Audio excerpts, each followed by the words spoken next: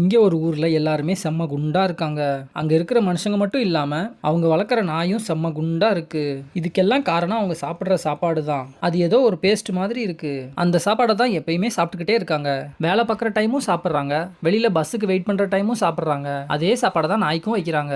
அந்த ஊரில் ஒரு சின்ன பையன் இருக்கான். மற்றவங்கள மாதிரி அவனும் குண்டா தான் இருக்கான். ஒரு நாள் அவன் ஜன்னல் வழியாக வெளியே பார்க்கும்போது ஒரு காக்கா அழகா பறந்து வந்து மரத்தில் உட்காந்து அந்த மரத்தில் இருந்த பழத்தை சாப்பிட்டுட்டு போகுது. இதை பார்த்து அந்த பையனுக்கும் ஒரு ஆசை வருது. நம்ம ஏன் இந்த மாதிரி பறக்கக்கூடாது அப்படின்னு யோசிச்சு பார்க்குறான். உடனே அவன் நிறைய பலூனை ஒன்னா சேர்த்து கட்டிக்கிட்டு பறக்க ட்ரை பண்ணுறான். ஆனால் அவனோட வெயிட்டுக்கு கயிறே அருந்து கீழே விழுந்துடுறான். அவனுக்கு அடியும் பட்டுருது.